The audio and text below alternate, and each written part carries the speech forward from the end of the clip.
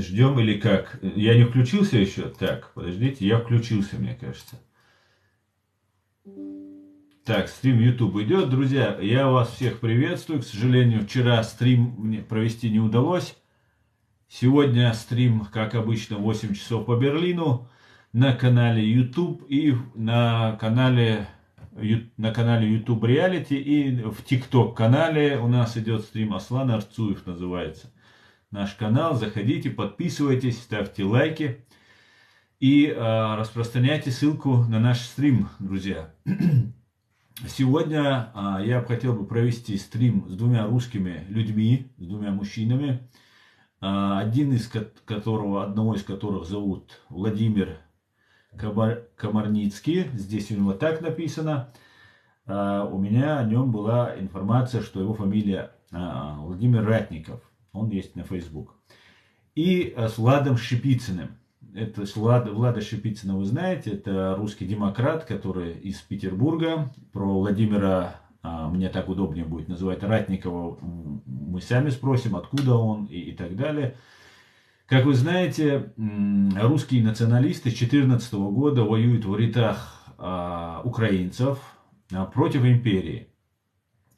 И уже второй раз русские националисты совершили рейд, вылазку на территорию России. И в связи с этим, как вы, наверное, знаете, все мои зрители, подписчики, я сделал обращение к этим русским националистам, русским добровольцам, которые находятся в Украине и, не знаю, в рядах ЗСУ они, или в теробороне, или еще как-то. И в связи с этим... Так, Влад, я тебе пока выключу звук, сейчас я закончу и всех подключу. Камеру потом чуть-чуть ниже, если можно, Влад, а то тебя видно только глаза. Я сейчас представлю всех и тогда я вас подключаю, друзья. И в связи с этим я не получил от русских националистов, я им писал, раньше в Facebook писал у них, по-моему, в YouTube в канале, они мне не ответили. И вот в связи с этой вылазкой новой, как-то небезызвестный бывший снайпер Радко Младича Фейгин и пророссийский комментатор Алексей Арестович, обсуждая, сказали, что у русских националистов, добровольцев русских, их нужно разделять, потому что есть как кадыровцы на той стороне и чеченцы на этой стороне, также есть русские националисты на украинской стороне и на ФСБшной стороне, на российской стороне. И там сказал Арестович, что у русских особая неприязнь, вот у этих русских добровольцев, особая, как у русских, цитирую его, он сказал, что особая неприязнь к вагнеровцам и особая неприязнь к кадыровцам. Вагнеровцам просто неприязнь, а к кадыровцам особая неприязнь. В связи с этим у меня возникли, так как я знаю русских, очень даже неплохо, и русских националистов в том числе, у меня возникли вопросы, и я задал их вот тем русским добровольцам, которые в Украине, которые совершили вылазку в Белгородскую область. Что вы думаете по этому поводу? Почему у вас особая, как у русских, особая неприязнь именно к кадыровцам? Ведь кадыровцы это те самые, которые на протяжении 400 лет помогали.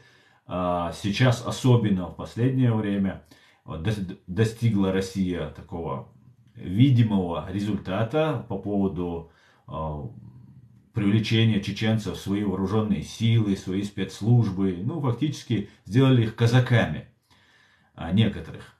И почему у вас вот именно вот кадыровцам вот такая вот особая какая-то ненависть? И не связана ли она, эта особая ненависть, не из-за того, что они кадыровцы, а из-за того, что они чеченцы? Так как этнически большая часть этих кадыровцев, они чеченцы. Ответа я не получил. И я связался с Владом. Влада вы знаете, это человек из Питера. Его соратницу Смирнову вы тоже, наверное, знаете, потому что у нас было совместное интервью, и она сейчас сидит в крестах. Владу чудом удалось выехать. Сейчас и Влад, и Владимир находятся в Вильнюсе. И в связи с этим я обратился к Владу. Мы давно собирались, я никак не мог собраться. то заболел, то еще что-то. Ну вот собрались и с Владом мы решили поговорить. И Влад мне предложил пообщаться, раз мы будем говорить о русских националистах, то было бы хорошо хотя бы нам одного русского националиста зажать в угол, задавая ему вопросы. И вот Владимир Романицкий, который здесь написан так, любезно согласился, за что я ему благодарен, за то, что он согласился на эту просьбу. И вот я вам представляю Влада Шипицына и Владимира Ратникова или Романицкого. Друзья, я вас приветствую, вам слово. Влад, давай начнем с тебя. Включи микрофон, пожалуйста.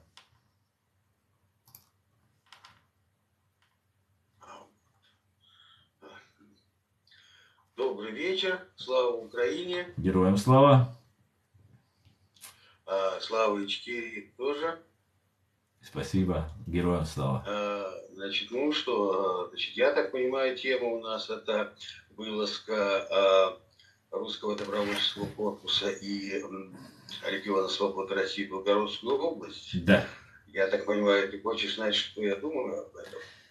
Да, у меня заготовлены, Влад, вопросы, я Владимиру успел объяснить, потому что он чуть-чуть раньше тебя подключился. У меня будет несколько вопросов к русскому демократу, это ты, в твоем лице, и к Владимиру Ратникову, как русскому националисту. Будет вопрос. И я бы хотел бы, вот, начиная с тебя, начать вопросы поэтапно. Сперва пару вопросов тебе, потом пару вопросов Владимиру. И, конечно же, меня вот интересует русское движение. Ты тоже как бы сталкивался с этим явлением, без сомнения. И вот что меня интересует.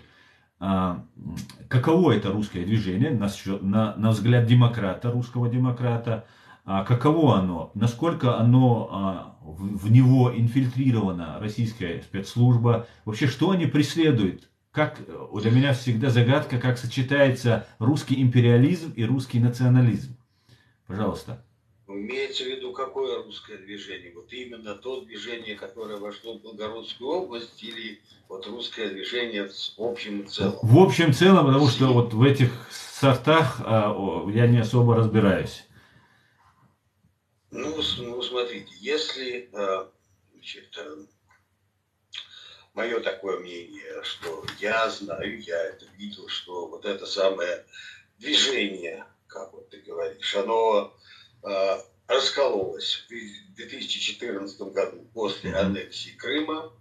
Основная часть, насколько я понимаю, осталась имперцами, пошли воевать уже тогда за интересы Путина в Донбассе и так далее. И какая-то вот малая часть, другая часть, которая уже тогда, начиная с 2014 года, тоже пошла воевать, но против Путина, на стороне Украины,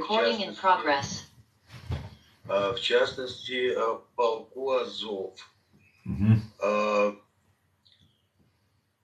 И я считаю, что я не согласен со многими моментами.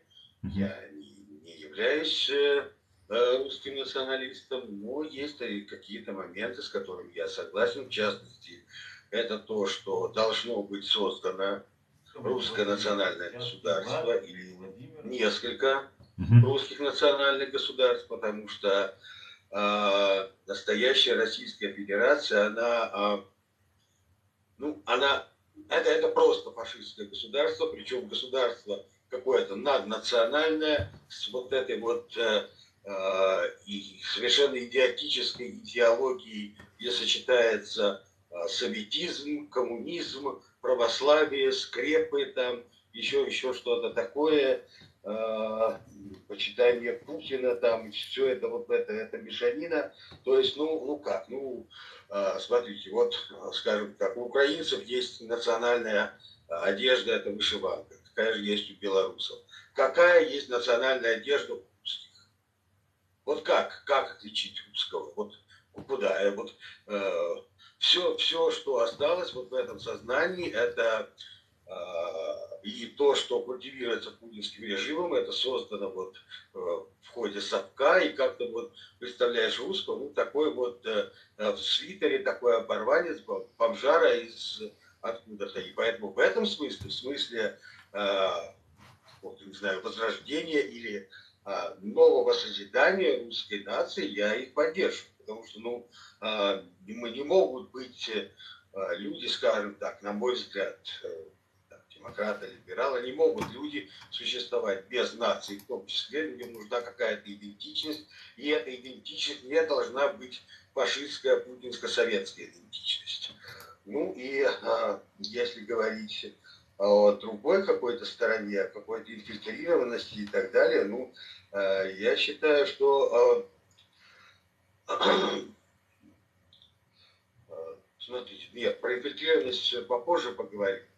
Второй момент, это то, что, конечно, с моей точки зрения нужно разделять имперский шовинизм и национализм, потому что, опять-таки, мы приходим к созданию русского национального государства или нескольких государств. Это национализм, когда человек почитает свою нацию и почитает другие нации, и не пытается навязать порядки своей нации другим нациям, но в то же время те люди, которые приезжают, будут приезжать в это русское национальное государство, должны, конечно, следовать, интегрироваться, ассимилироваться в это самое русское национальное государство. Но при этом это государство должно уважать права всех других народов на самоопределение, на свои национальные государства. И в этом отличие, я думаю, национализма, может быть, я, конечно, ошибаюсь, и Владимир меня поправит, от имперского шовинизма, когда пытаются навязать свои порядки соседям, завоевать их, захватить, заставить жить по-своему, сами даже не зная, что вот это вот самое свое, вот это вот мешанина, о которой я говорил.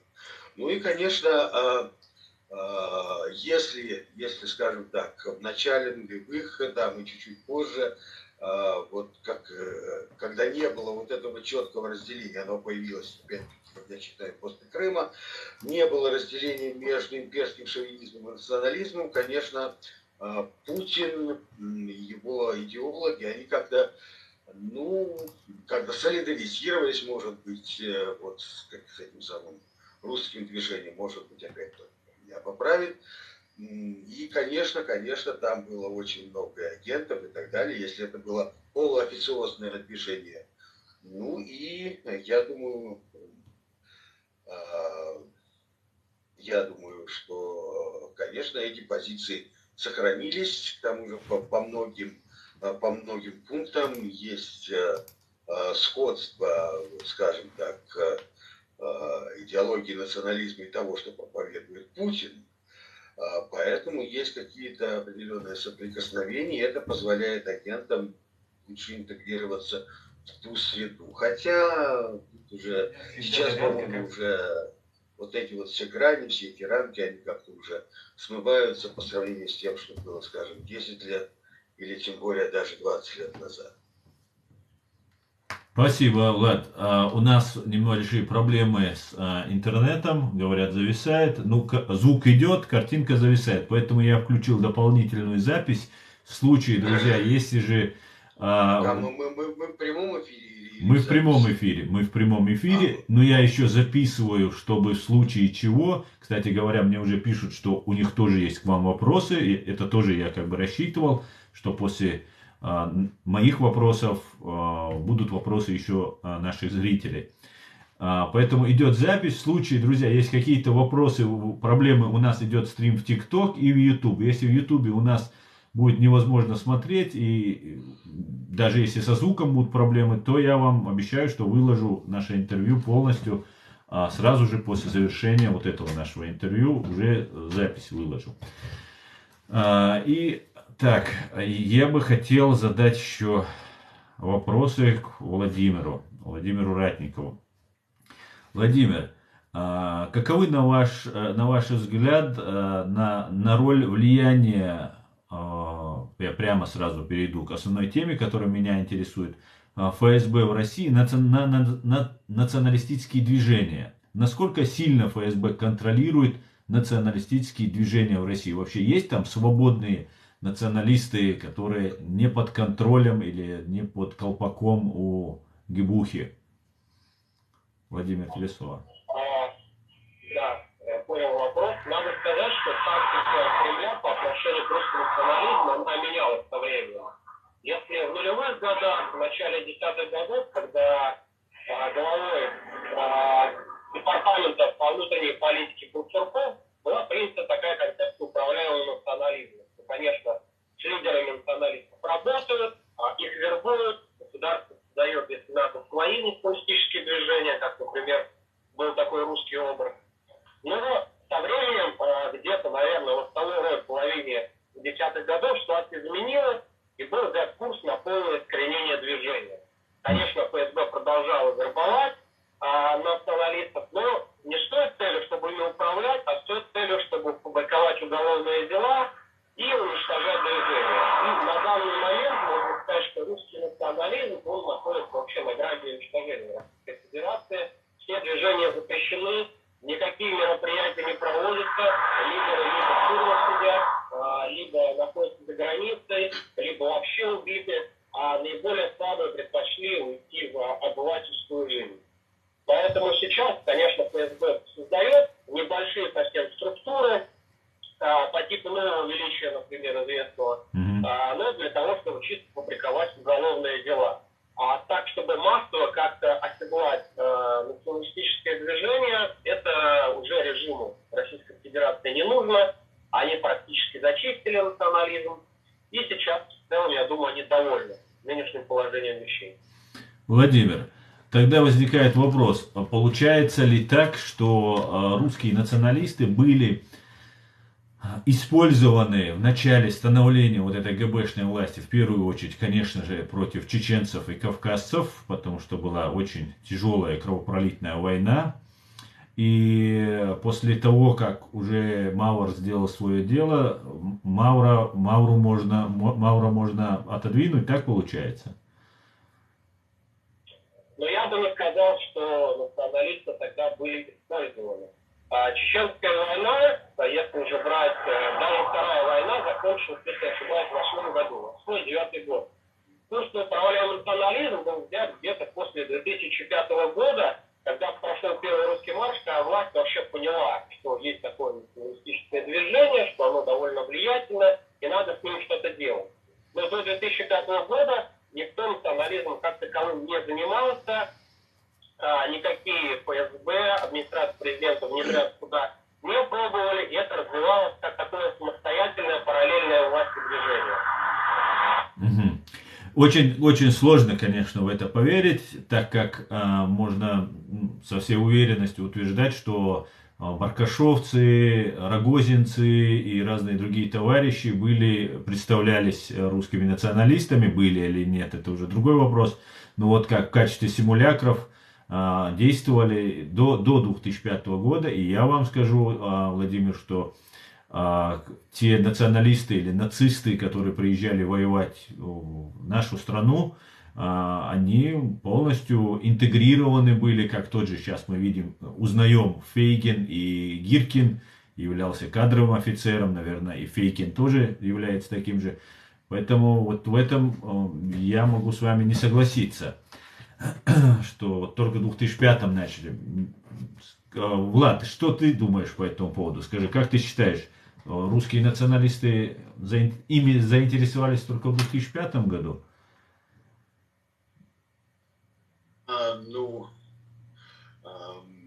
Я думаю, что интересовались всеми намного раньше.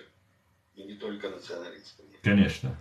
Да, полностью согласен. Те же ваххабисты, как так называемые, это тоже очень похожие по образу, просто с религиозным оттенком. Это те же русские националисты, которые вроде бы есть, да, потребность в чеченском народе, в государстве, во время войны, вот в этом религиозном таком порыве. И чеченцы всегда бы отличались такой набожностью, религиозностью.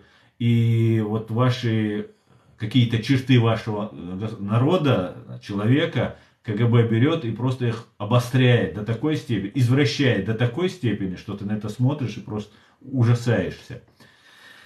Влад, тогда тебе еще один вопрос. У меня тут я записывал, подготовился.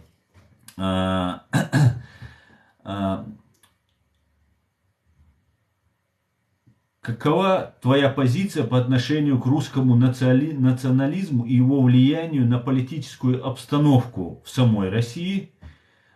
И считаешь ли ты, что национализм может быть угрозой, русский национализм может быть угрозой демократических ценностей и прав человека? Ты немножко вначале ответил на этот вопрос. Попробуй ответить сейчас. Значит, смотри, вот,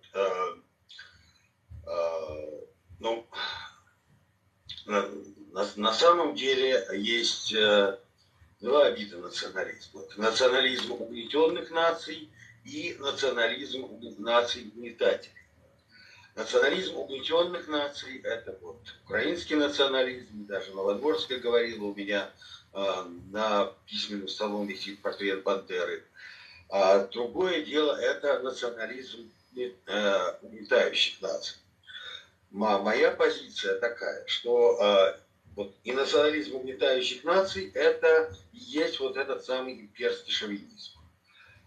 Мы должны признать, что настоящая российская нация является имперской нацией и нацией угнетателей. Поэтому, с моей точки зрения, единой России как таковой, единая Россия как таковая, она будет всегда стремиться, если она сохранится, вот как, если не пройдет процесс деколонизации и создания, опять-таки, вот этого, в том числе среди других государств, и русского национального государства, или нескольких русских национальных государств, вот эта российская нация, в отличие, скажем, от русской, она будет всегда оставаться имперской, всегда будет стремиться к захватам, и я считаю, что только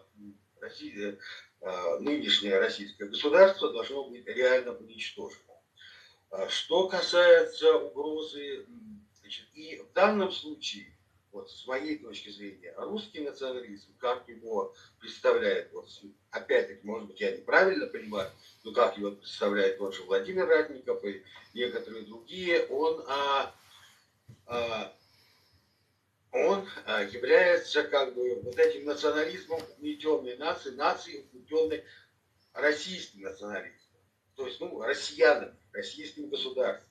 Вот, и с этой точки зрения я считаю, что вот тот русский национализм, а именно русский национализм, не имперский шовинизм, а именно национализм вот, нации, которой нужно создаться или возродиться из-под гнета вот, угнетателей, он не является какой-либо угрозой демократии и правам человека. И мы это можем видеть на примере многих стран.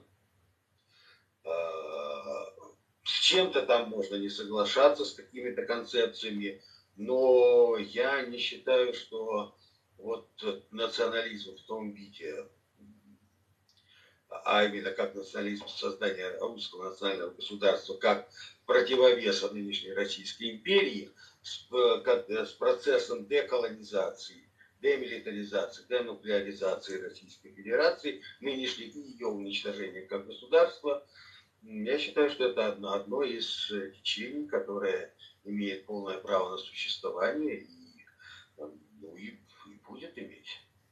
Я полностью, Влад, с вами согласен, с тобой согласен в этом вопросе. Абсолютно русский национализм ничем не хуже чеченского, умеренного, нормального национализма, украинского или любого другого, итальянского, испанского или немецкого. Главное, чтобы все это было в рамках и сочеталось с современным гуманитарным правом. Владимир, у меня вот похожий вопрос к вам. Как вы видите роль русского национализма в современном политическом и социальном контексте России, ну и мира? И считаете ли вы, что национализм может быть конструктивной силой, или же все-таки есть опасность возникновения экстремизма? Я считаю, что в нынешней Российской Федерации вообще национализм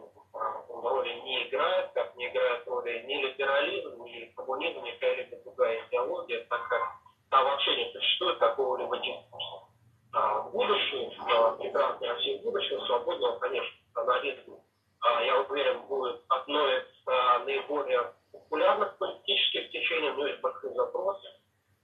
Он имеет большие перспективы, примерно как и в других странах Восточной Европы.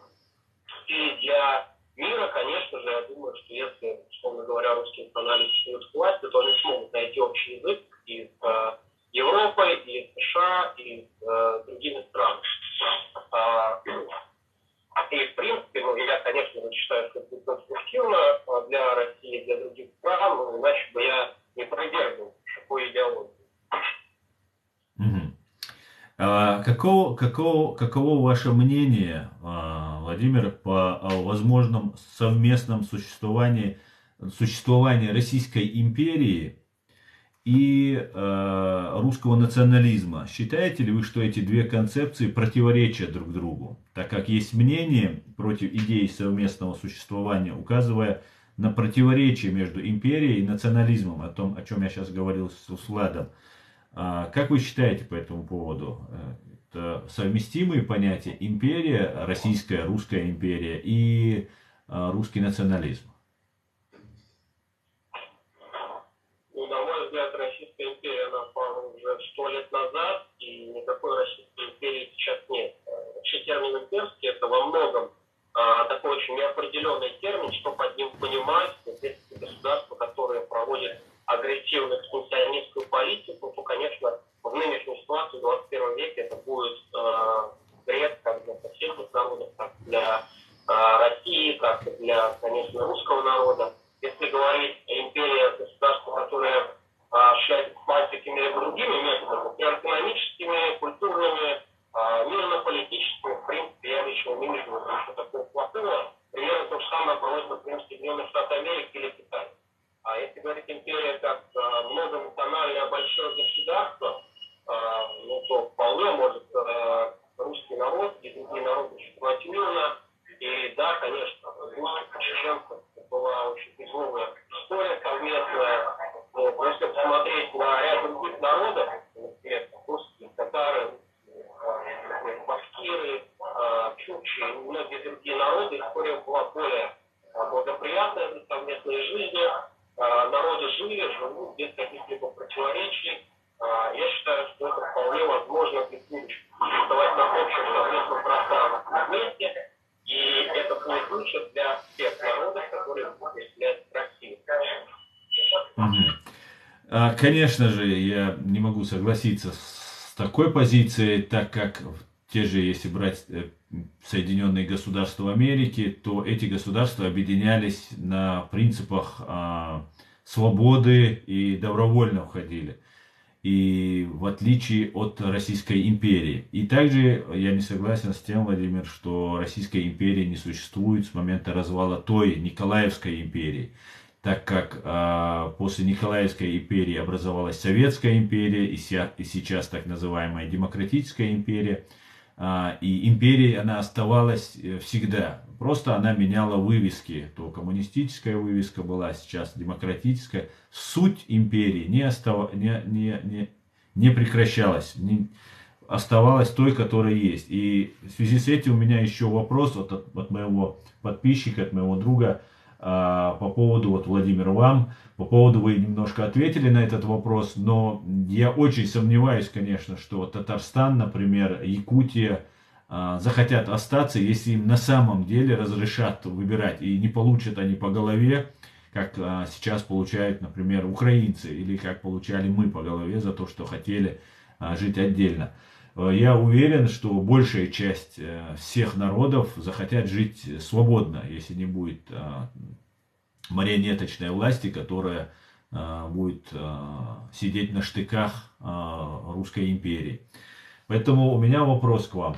Как вы считаете, не включая, на их взгляд, границы России, не включая оккупированные территории Татарстан, Якутию, Башкирию, Калмыкию, ну и так далее, что вы считаете, эти государства имеют право не жить в Русской Народной Республике, или которую сейчас создают Русская Республика, а не Российская Республика, по-моему, сейчас?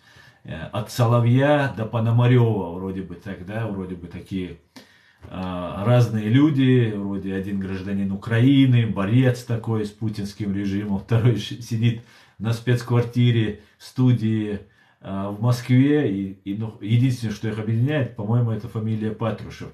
Но они оба говорят о русской республике, о российской, извиняюсь, о российской республике, которую они сейчас за место так называемой федерации хотят запустить. Что вы считаете, эти народы, Владимир, имеют право на свободу? Вот буряты, татары и все остальные. Про себя мы не говорим, мы никогда не входили в Российскую Федерацию и спрашивать ни у кого не собираемся. Просто вот про эти народы, которые признали себя россиянами и жили в Российской Федерации вот уже 30 с чем-то лет, 34 года, 32 года. Но я считаю, что это не очень правильно говорить именно относительно этих народов, потому что на этих же территориях проживают не только в Татарстане, не только татары, в Якутии, не только якуты, но и другие народы, и в первую очередь русские. Если мы посмотрим большинство населения национальных республик, в большинстве из них, без исключения, конечно, Чечни, Дагестана, проживают русские как большинство населения. И поэтому создание национального государства приведет к тому, что миллионы русских окажутся в чужих государствах, где другое государство образующим, и что неизбежно приведет к нарушению этих прав. Помимо этого, лично я считаю, что принцип территориальной целостности он лежит гораздо выше права народов на самоопределение. Право народов на самоопределение – это довольно такой абстрактный термин, который зачастую используют такие же люди, как Путин, для того, чтобы оправдать вмешательство в дела других государств. Такой термин использовал Советский Союз, для того, чтобы захватывать соседние государства.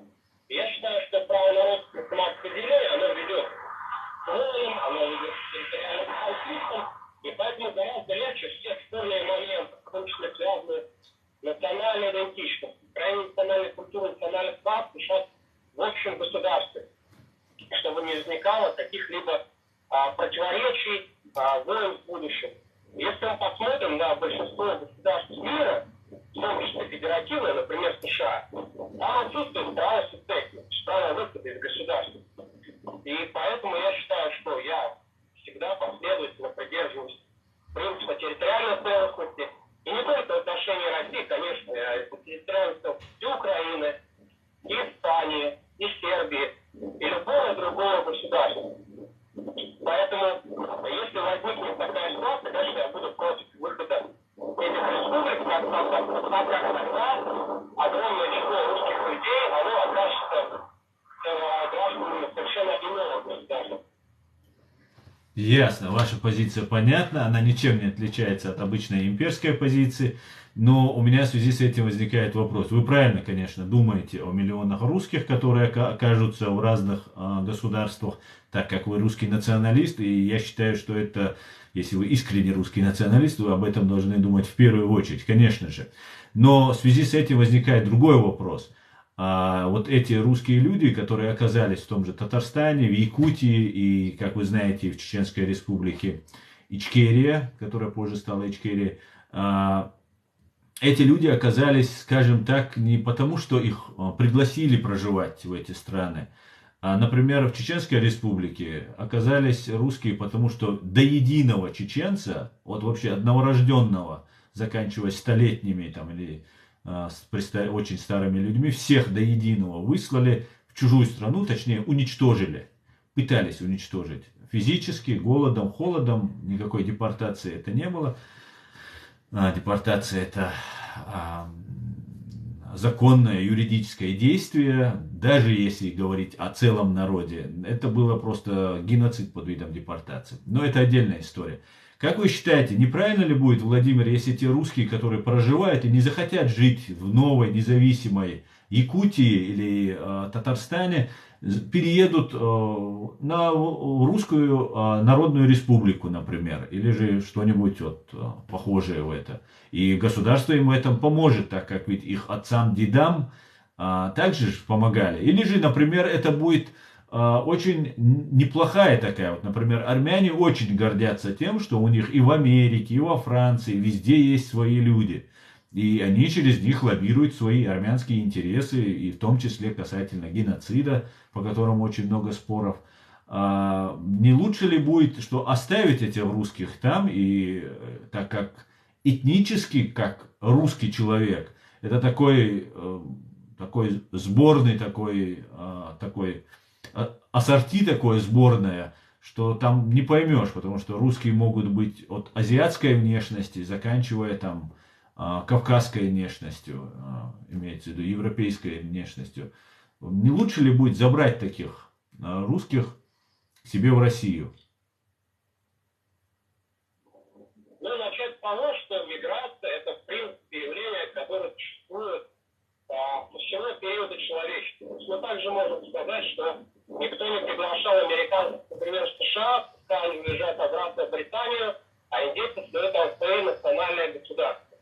Или, например, вообще можно сказать, что индоевропейские племена, пришедшие в Европу, это мигранты, которые, по сути, уничтожили с помощью геноцида коренное население Европы. Надо сказать, например, французам, чтобы они уезжали, потому что там когда-то жили галлы, кельтское племя на их территории, в Германии.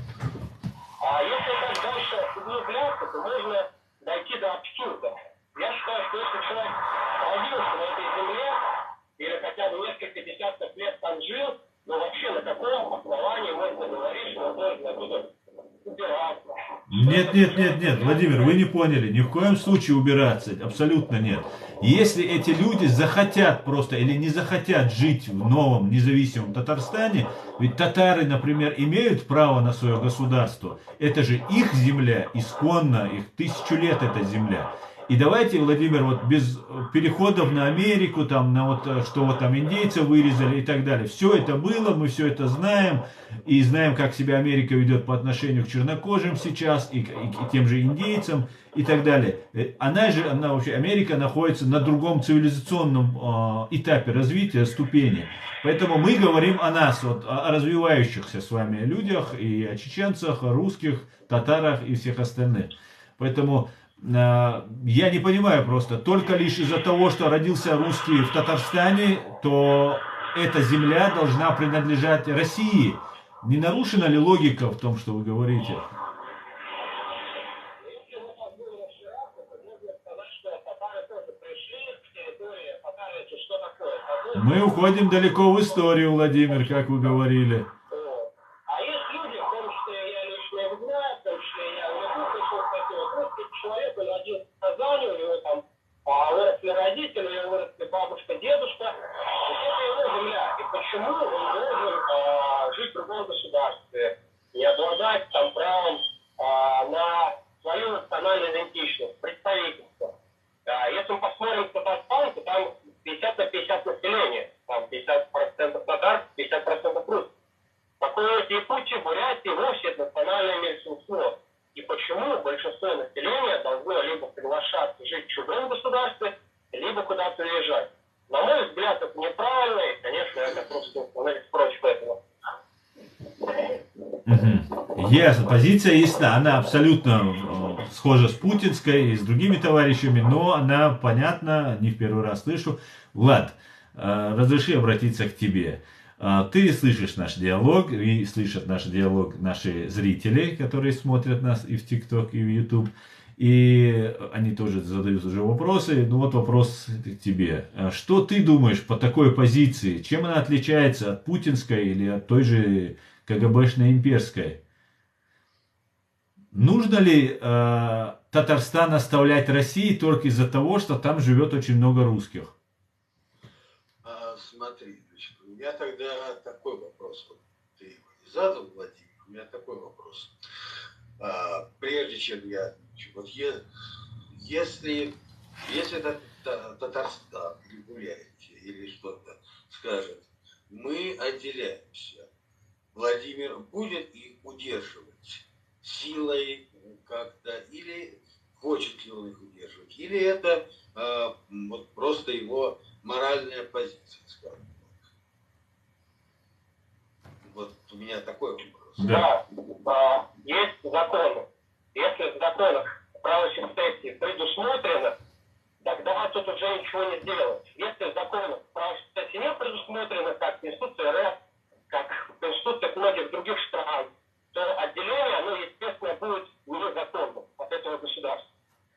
любое государство, я считаю, неважно, Россия, Украина, Испания, Сербия, кто угодно, имеет право на борьбу с сепаратизмом. Потому что это уже идет против конституционного устроя данного государства. И как, если не предусмотрено право сессии, можно вообще организовать даже референдум, как-то законодательным образом принять закон о разделении. Вот, этого я понять не могу. Влад, пожалуйста. Хорошо, тогда я скажу такую вещь. Я уже раньше об этом говорил сегодня. Хочу сказать такую вещь. В настоящее время в нынешней Российской Федерации, нынешняя Российская Федерация поставила себя вне закона. В нынешней Российской Федерации мы имеем вместо Конституции, мы имеем какой-то сборник, какую-то сборную солянку из того, что осталось в Конституции 93 года, и вот всех этих 200 или более поправок, которые были внесены в 2020 году, с обнулением вот этого самого, скажем так, не к ночи его имя будет сказано, главного агрессора Путина, международного преступника. И уже в 2014 году туда внесли Крым совершенно незаконно. Теперь в 2022 году опять сборная солянка, Херсонская, Запорожская, Донецкая, Луганская области. То есть они даже не взяли под контроль Херсон и Запорожье, но они уже объявили их частью Российской Федерации. То есть сейчас Российская Федерация поставила себя вне закона. Конституция Российской Федерации не существует. Ее растоптали в 2020 году и в 2022 вот с включением в нее статью 67 вот этих территорий, которые эта Российская Федерация даже не контролирует и никогда не контролировала, они полностью вот 30 сентября 2022 года, с моей точки зрения, Российская Федерация, упразднив свои границы и упразднив свою конституцию, а вот этот акт включения неконтролируемых и никогда не контролируемых территорий, и территории, на которые она не имеет права, это был, на мой взгляд, это был акт самоубийства Российской Федерации. Поэтому, с моей точки зрения, Российская Федерация на данный момент нелегитимна. Нелегитимное государство должно быть уничтожено как государство. И, соответственно, мы не можем всерьез воспринимать вот эту страну без конституции, без границ, как государство и как-то соблюдать, как-то опираться на ее законы. Тут поэтому, естественно, с моей точки зрения, после окончательной делегитимизации Российской Федерации любые народы должны иметь право отделиться, право на самоопределение. Они уже не связаны какими-либо законами, вот после вот этого акта самоуничтожения Российской Федерации. Ну, а сколько уже возникнет русских национальных государств, уже будет зависеть от русских. Будет ли это одно русское национальное государство или несколько. Опять-таки мы видим, что есть 23 арабоязычных государства, множество испаноязычных государств, те же англоязычные государства. Никакой трагедии в этом нет. Наоборот, я считаю, что создание русского национального государства на обломках этой империи будет только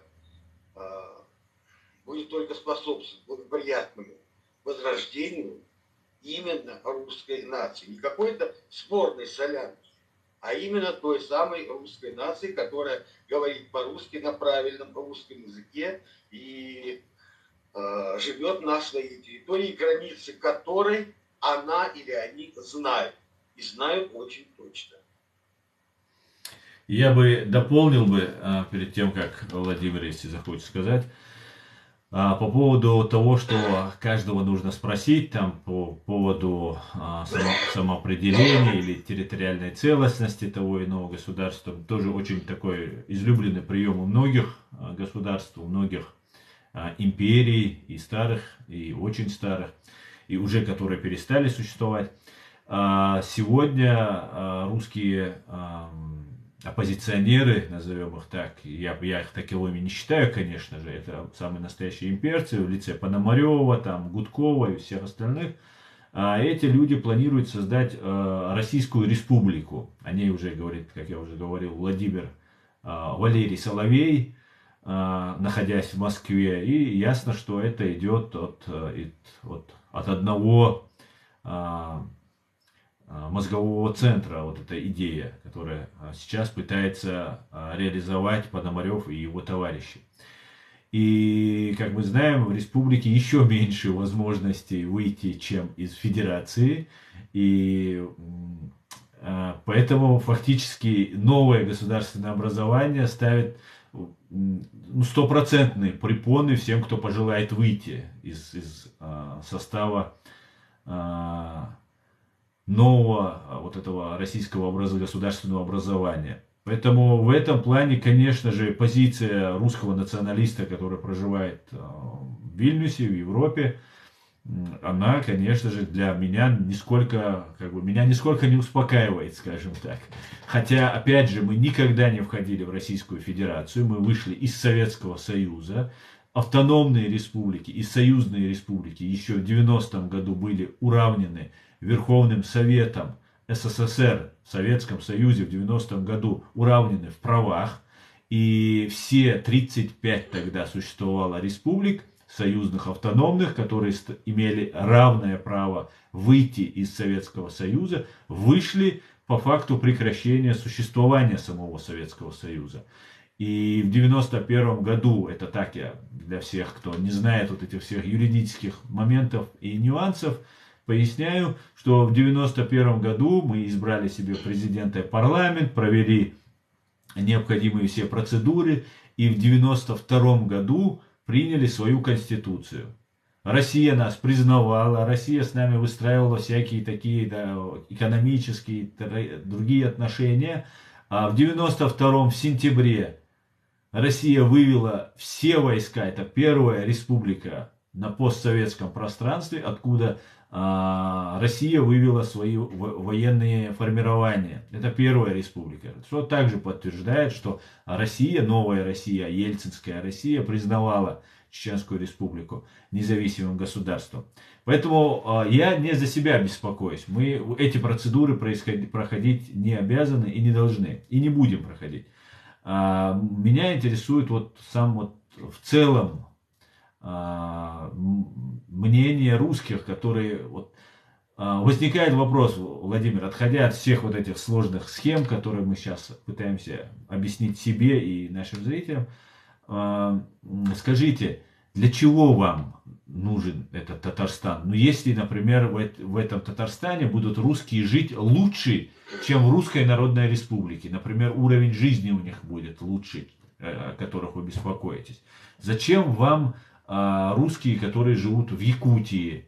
Ну, русские, понятно, они вам нужны, но если они живут лучше вас, имеется в виду в социальном плане, в экономическом плане, и помогают вам наоборот, России, Русской Народной Республике, для чего, что русского человека заставляет хотеть эти все чужие земли, которые такой кровью, обманом, такими колоссальными жертвами были захвачены? Для чего вам это, Владимир? Можете пояснить с психологической точки зрения? Я не считаю, что это чужие какие-то земли, это земли, где живут русские люди, то есть это, соответственно, русские земли. Нет, извините, Владимир, но в Америке тоже живут русские, и в Германии живут русские.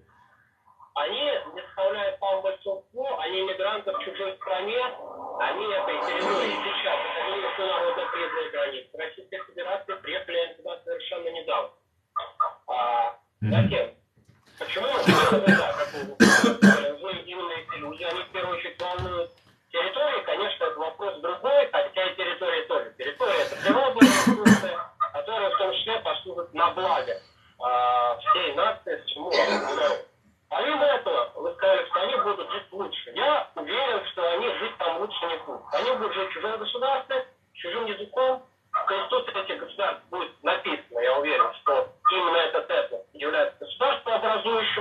соответственно, русские будут в угнетенном положении, и мы это уже можем видеть по другим странам Советского Союза, где русские жить лучше не стали. Их выдавливают, они подвергались притеснениям, они уезжали, и поэтому ничего русским от этого лучше не будет.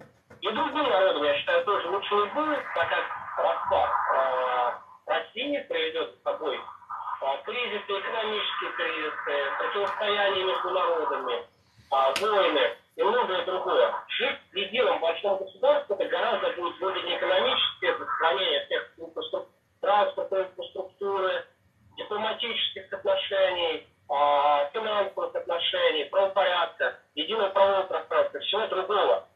Если мы посмотрим вообще на опыт Советского Союза, то из всех республик, когда они получили независимость, лучше стало только 3 республикам, Прибалтийским, где мы сейчас находимся. Но и то, даже эти Прибалтийские республики, что они сделали? Они присоединились просто к другому, некому конфедерации в виде Европейского Союза, потому что они понимают, что поодиночке они бы не смогли выжить, они бы не смогли наладить нормальную экономику, сейчас не часть единого европейского рынка, не просто так, потому что они понимают выгоду. И также для этих остальных государств, для остальных народов, извиняюсь, которые находятся в составе России, им всем будет выгоднее находиться в едином государстве, ну и особенно русским, конечно. Ну, особенно, вот последняя фраза, она самая верная на самом деле, потому что я, например, родился, вырос, до определенного возраста в Советском Союзе, говорил на русском языке, пользовался русскими документами, государствообразующим, как мы знаем, у нас были русские, сами себя такими называли, и так далее, и так далее. И, например, вы считаете, что русским будет тяжело говорить, там, например, на чеченском языке, если они будут проживать в Чечне и так далее, и что вот они будут второго сорта, грубо говоря, да, так получается. Значит, для того, чтобы русские не были второго сорта, вы согласны с тем, чтобы другие народы оставались второго сорта, исходя из вашей логики, правильно? Татары должны остаться в составе России, и государствообразующим народом должны быть русские, и языком судопроизводства, официальным языком, должен для них быть русский. Правильно? Конечно. Русский язык – это язык судопроизводства. Понятно. Язык Ваша позиция ясна. всего другого. Ваша позиция ясна. Отлично. Друзья, давайте я вам предоставлю возможность задать нашему редкому гостю Владимиру вопросы. Пишите ваши комментарии. Я вот вижу, некоторые вы пишете. Вот, например, у нас есть представитель президиума правительства Чеченской Республики Ичкерия Муса Таипов. Пишет в комментарии, к вам обращается, или в целом он об этом пишет. Он тут пишет. Так. Для того, чтобы был национализм, нужно, чтобы была нация. В России нет единой нации, но есть некая размытая масса населения, поэтому определение национализма в России не подходит. Имеется в виду местечковый регионализм, но и это не является русским национализмом. Нет ни политической нации, ни нации как единого народа. И вся эта масса, заявляет Муса Таипов, удерживается в составе империи только за счет внутреннего террора и страха. Муса Таипов, Франция. Владимир, что вы скажете по этому поводу? Удерживаете ли вы народы тотальным страхом и насилием?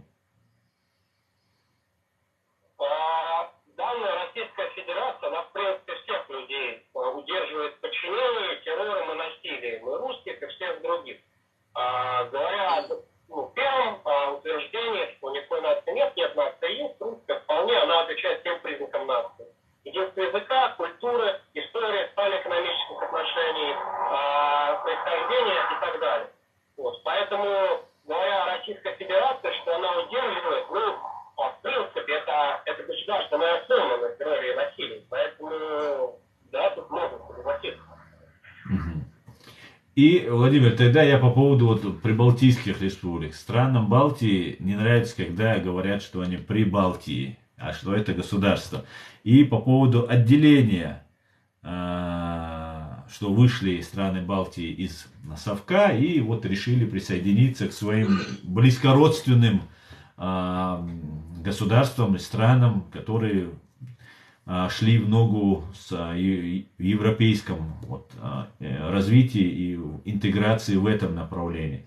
Это как если выходить замуж насильно, когда вас выдают, причем убив всех членов вашей семьи, и когда вы добровольно делаете этот выбор, даже пускай это будет не очень богато, это может, хотя страны Балтии в Советском Союзе, как и все остальные, тоже не шиковали, я вам скажу, что это большая разница, я хотел сказать, как объединение государств Америки в единое государство и как же выход и все остальные. Вот мы, например, чеченцы, как вы думаете, Владимир, если отбросить ту пропаганду, что мы являемся какими-то людоедами или какими-то там любителями воевать только ради того, ради войны, что абсолютно тоже ложь, так как мы абсолютно такие же люди, как все на этой земле люди, мы хотим растить детей, учить их, радоваться жизни, и, наверное, больше чеченцев в жизни любит, наверное, никто. Вот как вы думаете, почему так чеченцы упорно, понимая абсолютно безвыходность своей ситуации, мы все прекрасно понимали, с кем мы имели дело, и наши генералы, тот же советский генерал Дудаев и полковник Масхадов, еще у нас были полковники советские в нашей армии, прекрасно понимая вашу силу оружия, количество оружия, которое имеется у России, у Российской Федерации. Почему мы дрались, как вы думаете? Ну, в принципе, эта история борьбы Чечни, как раз за независимость, она идет еще с 19 века, поэтому, в принципе, это имело свою подоплеку. Во-вторых, потому что, в отличие от других республик, Чечне пришлось так делать, потому что применили силу, другого варианта не было, в отличие, например, от прибалтийских стран. Ну и в-третьих, я ничуть не умаляю никаких достоинств чеченцев, да, действительно, чеченцы обладают таким характером, довольно гордым, свободолюбивым, довольно много было храбрых воинов, я это никак не могу преуменьшать, принижать и отрицать. Действительно, дрались гораздо храбрых, происходящими силами противника. То есть во многом, да, это, конечно, просто в менталитете. Я это понимаю. И вот я именно поэтому и сказал, что мы ничем от вас не отличаемся, от других людей имеется в виду. Абсолютно. Мы также хотим жить, мы также болеем, и рука у нас отрывается, и на мине мы подрываемся, стопа отлетает в сторону, как у любого другого человека. Поэтому воевать ради войны мы не хотели, и сейчас этого не хотим. Ведь что-то двигало, кроме того, что мы мужественные, там у нас дома воспитывают, и война идет с 19 века. Мы же были гражданами одной страны, мы же были советскими гражданами. И я вот напомню многим, я был тогда молодым человеком, в 92-м, по-моему, еще году начиналось нагнетание обстановки против нас. У нас жило очень много русских, это 90% населения, 85% населения города Грозного были русскоязычными. И когда мы обсуждали, говорили, сидели там за лавочкой, на лавочке во дворе, мы обсуждали, и старшие говорили, что да никогда в жизни русские на нас не нападут, это русские в том числе говорили, так как мы же все как бы говорим на одном языке, мы все там и так далее, и так далее. Но несмотря на это на нас напали. Вот я хочу просто вам донести, Владимир, чтобы, может, вы меня тоже поймете, что ведь так умирать может не каждый, ведь правильно? Не один человек, не 10 фанатиков, не 100, не 1000, а 300 тысяч человек мы похоронили из миллиона. Десятки тысяч наших воинов, абсолютно представляя, с кем имеют дело, с какой мощной вооруженном плане во формированиями имеют дело, люди шли и сражались и гибли. Ведь не возникает у вас мысли, что у этих людей может есть не к русским, ни в коем случае. Я вообще к этническим русским отношусь очень хорошо. Я отношусь к политическим русским очень плохо. Вот приблизительно вашей позиции, которые, вроде бы говорите о русском национализме, но фактически вы говорите о русском шовинизме. о том же, о чем говорят КГБшники нам на протяжении всей моей просто сознательной жизни по телевизору нам вот это днем и ночью рассказывают. Вы можете понять, что нами движет? Почему мы так не хотим упорно с вами жить? Это же, наверное, не только в 19 век, хотя это было 4 века между нами идет вот это противостояние еще со времен Екатерины и так далее. Вы можете как-нибудь понять нас, Владимир, как русский националист, чеченского демократа? Конечно, я абсолютно понимаю это желание, да, жить в своем государстве. Вот. И если бы я действительно был шовинистом, как вы говорите, я сейчас не рассказывал про свободолюбие, про гордость чеченского народа, то, что я сейчас признаю. И действительно, почему дрались? Потому что возникла экзистенциальная угроза государству. Так же, как сейчас Украина, возникает угроза из государства, борется до конца. Так же, как и русские, в общем-то, боролись также до конца, когда возникала угроза нашего государства. Но также хотелось бы добавить, что во многом это нежелание жить в одном государстве, это отчаянная борьба за свободу была связана с тем, что наше прошлое, общее всех народов, протекало в антидемократическом, антинародном государстве, как Советский Союз, абсолютно отсталой системы, с репрессиями, нищетой, с коррупцией. И, конечно, в таком государстве я могу понять, что не хотели ни чеченцы, ни прибалты, ни украинцы, ни многие другие народы. Это было логично. Но если бы мы построили нормальную Россию, развитую Россию, правое государство с высоким уровнем жизни, тогда бы, я думаю, очень многие пересмотрели бы свой взгляд. Да. Влад, тебе слово. Тебе слово. Да, я хочу сказать, вот не построили же. Никогда не строили. Никогда. Для русских страны не было. Ни для русских, ни для всех остальных. Не было.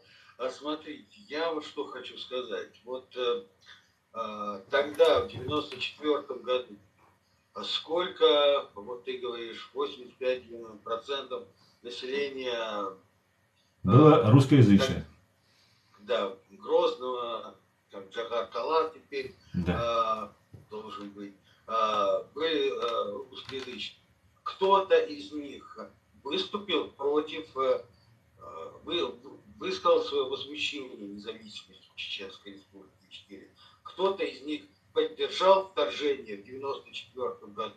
Кто-то из них отправился воевать против чеченцев. Вот. У меня такой вопрос. Да. Это к тому, что русские не захотят жить в каких-то новых национальных образованиях народа. Влад, у нас, как ты знаешь, очень милитаризированная была республика. Там проживало очень много военнослужащих, их семьи. Например, если я не ошибаюсь, Казанцев был такой генерал. Нет, подождите, Трошев, по-моему, был. Это наш Грозненский. Или Казанцев, я вот сейчас их путаю. А это наш Грозненский. Он родился, вырос у нас в Грозном. Это российский генерал, который служил в России и приехал воевать уже после того, как началась эта война. Были русские, наши русские, я их всегда разделяю, которые сражались и гибли на нашей стороне, которые сражались именно против оккупантов. Не было никаких митингов, никаких протестов русских, чтобы мы не отделялись, когда Дудаев объявлял. В правительство Дудаева входили русские, депутаты у нас были русские, которые вот в Дудаевском правительстве. Но и всех этих русских, сперва нам, как сейчас в Украине рассказывали про распятых мальчиков, там, что мы их всех вырезаем и так далее, что абсолютнейшая, наглейшая ложь, абсолютнейшая, высосанная, как и в Украине, полностью из пальцев, хотя российские спецслужбы нагнетали криминогенную обстановку, совершали преступления, задерживались российские агенты ГРУ, и тогда это называлось ФСК, и об этом тоже говорилось. Но самые большие потери русские понесли, когда русская армия пришла в тот еще город Грозный. Потому что чеченцы в основном имели родственников в деревнях, там, в горных каких-то районах. И, конечно, не все не думали, что будет такая ужасная война, вот как сейчас слушаю харьковчан, там, мариупольцев там, и других людей, и они говорят, мы не ожидали, что будет вот такой ужас. Вот приблизительно то же самое испытывали все граждане Чеченской Республики Ичкерия, и в том числе русские.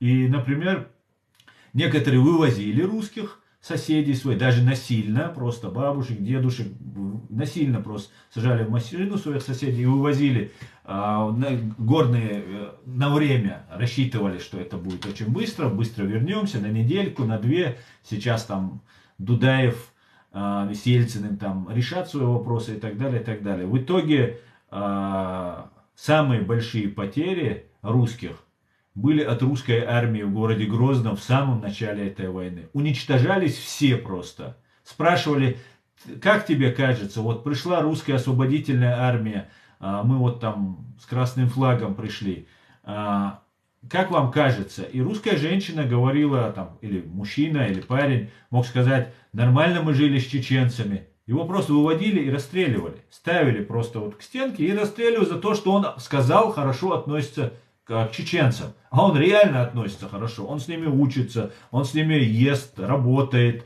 там, гуляет, дружит и так далее. И десятки тысяч жителей города Грозного были убиты русскими бомбами. Вот как это было все. Ну вот и сейчас то же самое в Украине идет Совершенно верно.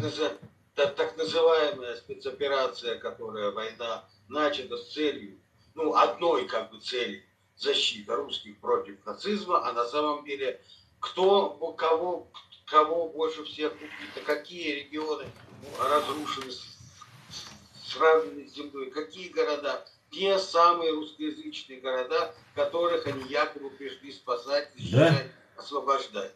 Это я к тому говорю, что вот эти вот все страхи, что как-то придется, что русскоязычные жители в национальных образованиях других как-то не смогут ужиться, как-то что-то там нужно будет их спасать, что-то они там будут против. А они, на мой взгляд, слишком преувеличены. Вот эти самые страхи или, скажем так, паранойя скорее, они уже привели и к войне против Ичкерии, и сейчас к войне против Украины. Поэтому это совершенно, на мой взгляд, не та карта, которую нужно разыгрывать русским националистам, вот я могу сказать. Русским националистам скорее нужно заботиться о том, чтобы было русское национальное государство, и чтобы образ русского был не подпитый бомжара, а какой-то гордый человек в своей национальной одежде и со своими национальными праздниками. Не с днем 23 февраля или 8 марта или 1 мая или какие еще там еще. Август 2, по-моему, 4 августа. Не. Что это там? 9 мая. А со русскими национальными праздниками, которые все забыли, как и русскую национальную одежду. Кто? Найдите мне хоть одного человека в России, который ходит, хоть одного русского, который носит русскую национальную одежду. Ее нет вообще, они все забыли. Вот об этом я говорю. И что еще? Вот тут было сказано, что да, страны Балтии, они ушли из Советского Союза. Ну, как бы они были оккупированы, им положено было уйти. И они присоединились к Европейскому Союзу. Ну, так, а почему мы считаем, что какие-то другие республики, какие-то другие части нынешней Российской Федерации не почувствуют свою близость к каким-то иным союзам? Это первое. И второе, вот Европа, она пришла к единству в Европейском Союзе, она пришла добровольно, самостоятельно в течение многих лет, точно так же, как Соединенные Штаты Америки, ну там федерация, в Европе конфедерация, но это было добровольно, и они пришли сами к этому единству. Так почему бы не позволить? Для того, чтобы объединиться, нужно сначала разъединиться. Кто сказал, что те же самые новые образования на территории нынешней Российской Федерации, они не придут снова к какому-то союзу, какой-то конфедерации. Ну, за исключением тех, кто так же, как по типу стран Балтии, найдут какие-то иные союзы. Ну, например, Бурятии, Якутии было бы логичнее искать союз с той же Монголией. Кстати, Монголия демократическая страна, она с высоким индексом свободы личности, свободы слова признана, поэтому на Монголию сейчас очень можно даже равняться в плане построения демократического правового государства. Ну, или, допустим, та же Чукотка может, она территориально ближе к Аляске, она может найти какие-то союзы с Соединенными Штатами Америки. Какие, в общем-то, проблемы? Мир, географическая карта мира, территориальная карта мира, это не какое-то застывшее изваяние, которое нельзя менять. Все меняется, все должно меняться. Тысячелетних раиков, тысячелетних империй не может быть. Они могут быть только в каком-то параноидальном сознании диктатора или в каких-то фантазиях. Ну вот мои мысли по этому поводу. Спасибо, Влад.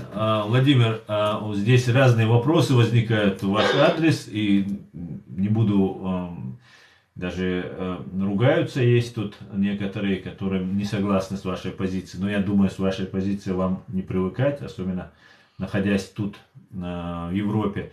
Скажите, Владимир, вот тут задает Файтер Израиль, задает вопрос мне, спросить вас, воевали ли вы в Чечне с сепаратистами, с террористами, и наводил ли ты, вот он обращается на ты, конституционный порядок Чеченской Республики Ичкерия? Наводил вы или делал? Нет, принимал ли участие? Ну я никак не мог принимать участие. 96-го года рождения, Первая Чеченская война началась еще до моего рождения. Когда закончилась Вторая Чеченская, соответственно, мне было, получается, сколько, где-то лет 12. Конечно, я не мог вы молодой. Участие принимать, да, и в армии не служил. Слава Богу. И в связи с этим другой вопрос. Вот здесь вопросы. Вы пользуетесь успехом, Владимир.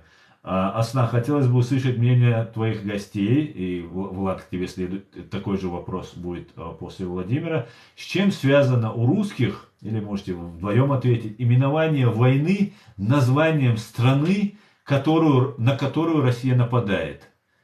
Почему вы называете чеченские, афганские, украинские войны, а не русско-чеченская, не русско-афганская, или советско-афганская, или русско- или российско-украинская? Почему вы называете своих войны и названием своих жертв? Ну, если мы посмотрим предыдущие войны, было много. Русско-турецкие называли, русско-японская. Почему чеченская? На самом деле я не могу дать однозначный ответ на этот вопрос. Это вопрос к журналистам, это вопрос ну, даже, наверное, к историографам. Это так закрепилось. Вот так люди стали называть. Это не было какое-то решение одного человека это так называть. Вот. Поэтому тут ответ, к сожалению, я не знаю, как ответить точно на этот вопрос. Я тогда немножко поясню по этому вопросу, Владимир, так как только вот еще один вопрос вам задам. Вы говорите на Украину или в Украину? Я говорю на Украину. На Украину. Смотрите, термин Прибалтика, то есть Прибалтии, у Великой России, Прибалтии, какие-то там народы и какие-то территории. На Украину. Это не государство, значит, а какая-то территория на окраине Великой Империи. Далее, когда вы говорите там Чеченская республика, есть русско-турецкая война, а есть Чеченская война. В этом случае ваша пропаганда, ваши умы имперские сидят и придумывают вот эту терминологию. Потому что если вы говорите русско-чеченская война, то это подразумевает, что вы воюете с государством, с равным. Если же вы не считаете этих людей равными себе, вашей великой, так называемой, Великой России, то вы в этом случае вы говорите чеченская или украинская, или еще какая-нибудь война. Вот почему это сформировалось. И это все не случайно. Ваши термины мы очень хорошо изучаем, на своем личном горьком опыте ощущаем. И скажу вам, можем даже вам преподавать в ваших университетах вашу методологию и ваши методы. Влад, тебе такой же вопрос. Как ты считаешь по поводу вот этих терминов и войны, чеченской войны? Нет, так ты уже ответил на этот вопрос. Я согласен с этим, потому что, несмотря на то, что Чеченская республика Ичкерия не подписывала вот этот самый федеративный договор 92 года, она была включена в Конституцию 93 года против ее воли, и, соответственно, поскольку она считалась частью Российской Федерации, то и война не могла быть названа российско-чеченской, поскольку Россия не может воевать против себя. Иначе это, если Россия воюет против, Российская Федерация воюет против себя, это нужно было бы назвать тогда уже гражданской войной. Поэтому, естественно, вот из этого комплекса имперскости, именно из-за этого афганская война. А почему? Не советско-афганская, потому что опять, вот сейчас опять они не говорят российско-украинская война, они говорят специальная военная операция. Но это потом будут говорить, уже просто сейчас пока нельзя, потому что война же, чтобы не выдать секрет, поэтому не говорят, а потом будут говорить украинская.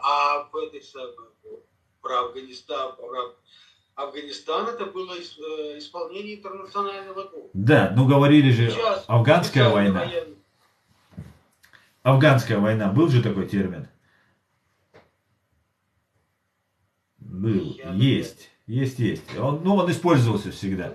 И причем своих жертв потом себя именовали убийцы, и именовали себя афганцами, чеченцами и так далее. Смотри, тогда тут на мой взгляд, два момента. Первое это вот имперскость, и второе это то, что вот это государство, Советский Союз или Россия, оно всегда право, оно всегда освобождает, оно никогда не начинает войн, поэтому, соответственно, это их война, а вот мы такие хорошие, мы пришли, мы не воюем, мы освобождаем. Вот два момента. Имперскость и, скажем так, неспособность признать, что твоя страна могут быть агрессором и захватчиком.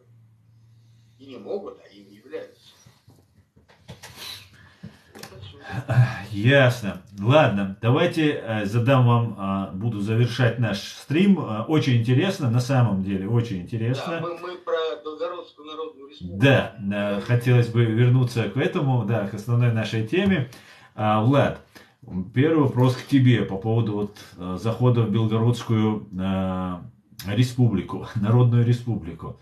У меня есть все основания полагать, исходя из того, что как это преподносит российская пропаганда, только лишь исходя из того, что любые действия и чих чеченцев квалифицировали как террористический акт, а тут какая-то там вылазка, какое-то там появление, так очень обтекаемо все это говорят, хотя, конечно же, это тоже не проблема, возбудить уголовные дела по статье терроризм и так далее, и так далее.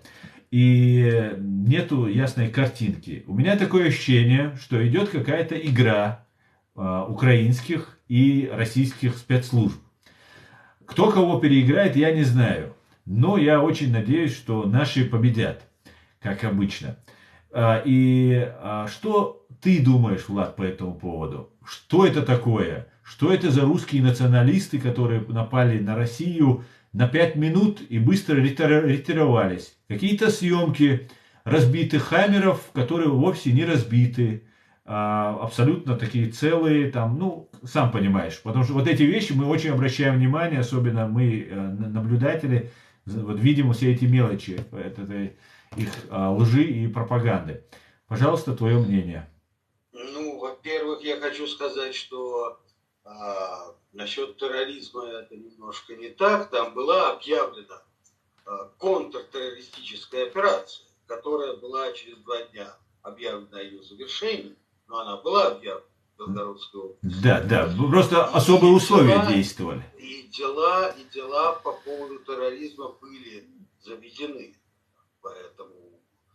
Ну, я про прессу, не слышал про возбуждение уголовных дел. Были заведены уголовные дела, и по Брянской области тогда раньше, не помню уже, когда это было, в прошлом году. Пару месяцев назад. Да, и сейчас больше были заведены дела. Потом второе, я считаю, что, значит, тут, смотрите, тут 2 момента, на мой взгляд. Первый момент – это то, что вот сейчас, да, в Украине поставляется вооружение, Украина готовится к контрнаступлению. Вот если посмотреть на карту, как, я не знаю, может быть, я буду выдавать секреты Украины, но если что, это нечаянно, это просто мои мысли, это не секреты Украины. Если посмотреть на карту, как удобнее вести контрнаступление для того, чтобы оно было успешным. Первое – это удар в Запорожской области на Мелитополь и далее к Азовскому морю, чтобы отсечь Крым. Второе – выход через Белгородскую, Воронежскую, Ростовскую область, к тому же Азовскому морю, окружение группировки в Донецке и в Луганске. И все. И война закончена. Но, значит, тут вступает, значит, Украину поставщики вооружений западные заставляют давать обещания, что они никогда не применят его по Российской Федерации, по границе 91 года. Ну, слава богу, разрешили применять по Крыму, потому что никто не признает Крым территорией Российской Федерации. И поэтому Украина очень ограничена. Украина не может... Из-за этих ограничений, я не понимаю, почему, в чем смысл этих ограничений, потому что Россия агрессор. И вот это то же самое, выставлять такие ограничения, как вот в 1944 году вы думаете, слушайте, а главное не задеть территорию самой Германии в границах 1937 года. А так мы можем наступать. Но дойдем вот до границ 1937 года, остановимся. Нет, идет война. И поэтому тут, я считаю, западные страны очень неправы. Если они боятся применения Путиным ядерного оружия, военный преступник, на котором написан ордер для трибунала, то, слушайте, ну, во-первых, он его уже не применил, а во-вторых, вот этот поход через Белгород и Ростов к Азовскому морю исключительно для целей отсечения Донецкой и Луганской группировок, взять их в котел, он никак экзистенциально не угрожает Российской Федерации. Вот никак. Это не поход на Москву. То есть вот это то, что я хотел сказать. И, соответственно, для чего, на мой взгляд, был произведено вторжение в Белгородскую область силами не самих Сбройных сил Украины, а силами российских граждан, силами добровольцев, да, которые вот для того, чтобы, с одной стороны, вот, не нарушать вот эти ограничения, наложенные Западом, с другой стороны, показать российскому руководству, что может случиться. И третье – это проверить их на вшивость. И проверка на вшивость показала, что они не могут сопротивляться даже на своей собственной территории. То есть, вот, если бы там была группировка не 100 человек, не 2 батальона, или сколько там их, а если бы туда вошли нормальные войска, то они бы провели вот эту операцию. То есть для чего?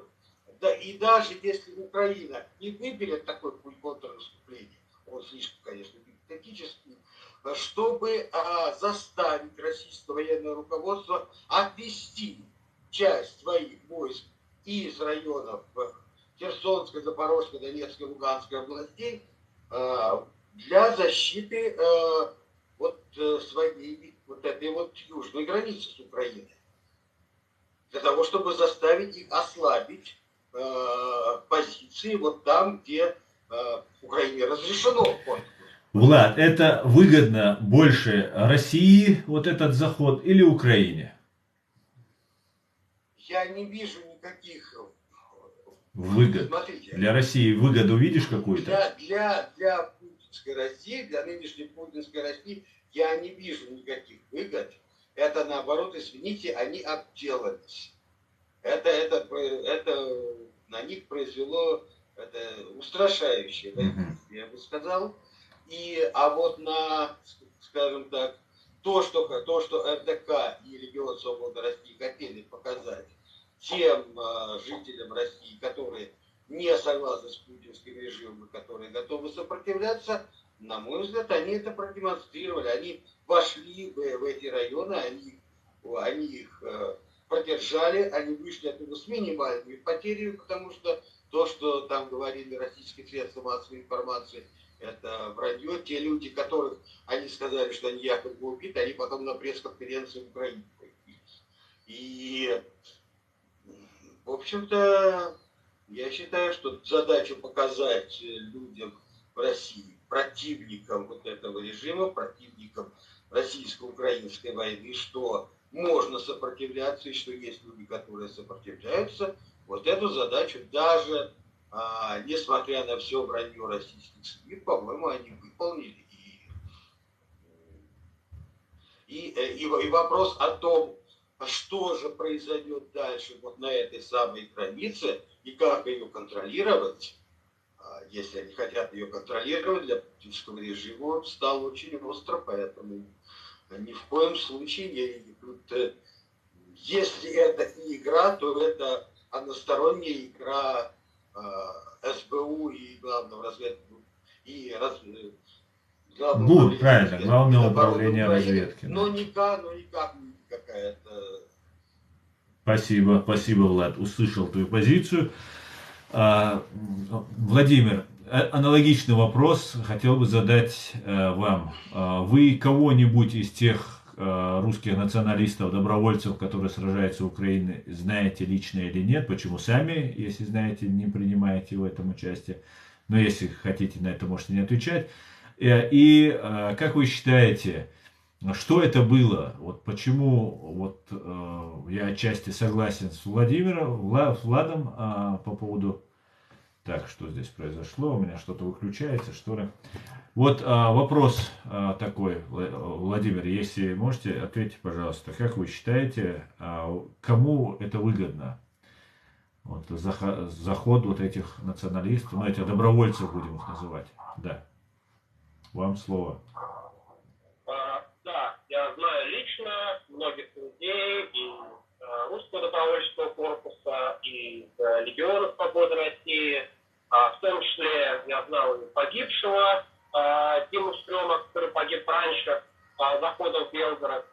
То есть я представляю, что это за люди. Сам я, почему я не там, я скажу честно, потому что пока что это, к сожалению, не продвинулось дальше. Да, был успешный захват нескольких сел, но пока войска отошли, и сейчас борьба продолжается на территории Украины. Я скажу честно, я уважительно отношусь к тем солдатам СУ, кто воюет за свою землю. Конечно, они имеют право это делать, защищать свою землю, отвоевывать. Я лично сам, честно, не хочу погибать за то, чтобы Украина вернула свою землю, не потому что я считаю это неправильно, потому что это не моя война, это война Украины, ее дело, но я готов воевать за свою землю, я готов идти на Москву, на другие города России, и если война действительно перекинется на территорию Российской Федерации, если это будет не разовый заход, а серьезное наступление, конечно же, я буду там, я готов это обещать, но, к сожалению, пока что не получилось пройти дальше. Из-за того, что нехватка людей просто-напросто, на самом деле, русский добровольческий корпус – это порядка 50 человек, Легион Свободы России это не сильно больше. То есть довольно маленькая группа. А кому это выгодно вообще? Это Российской Федерации не выгодно. Это показала проблема целого ряда сферок, разведки, пограничника, сил к оперативному реагированию, пропаганде и многом другом. Это конкретное поражение Российской Федерации, когда небольшая группа людей, меньше сотни, она может захватывать территории внутри Российской Федерации, находиться там более суток, поставить на уши не то что страну, а всю страну. Конечно же, это большое поражение путинского режима. Украине это выгодно, это показывает слабость ее врага, это показывает, что его можно победить. Естественно, большой моральный фактор. Это оттягивает силы, оттягивает внимание на территорию Белгородской области, из-за чего как ты можешь продолжать наступление, там, захватывать какой-нибудь Славянск или Краматорск, когда ты не можешь удержать свои города. Так что, конечно, это выгодно Украине и выгодно в первую очередь русскому народу. Военная победа Украины, ее секрет будет именно в таких акциях. В том, когда именно русские дивизии будут заходить на территорию Российской Федерации. Когда вы можете потерять Белгород, вы не сможете думать о том, как бы там успешно вести войну где-нибудь в Донецкой области или в Запорожье. Это вылазка, но она выгодна Украине, она выгодна русской оппозиции. Так, все ясно. Тут очень хороший вопрос тут задает Шамиль Халиуллин. И, Владимир, вам вопрос. Потом и тот же вопрос я адресую и Владу. Что вы думаете по поводу ядерного разоружения России? Да, Влад, ты начнешь? Ну, без разницы, кто хочет. Ну, я начну. Давайте. Никто. Я против ядерного разоружения, потому что я считаю, что это крайне неправильно, мягко говоря, в мире, где существует Китайская Народная Республика. Потому что это действительно угроза не только для России, но в принципе для мира. И для того, чтобы защищаться против такой огромной армии, которая может мобилизовать до 100 миллионов человек, у которой тоже большой ядерный потенциал, конечно, для России нужно ядерное оружие. Защищаться от Китая. Ну, да, все верно, все верно. Ясно. Благодарю. Влад, вам слово. Тебе слово. В настоящее время, по-моему, от Китая там не нужно защищаться. У них там мир, дружба, жвачка. Чуть ли не поженились уже. И я хочу сказать вот что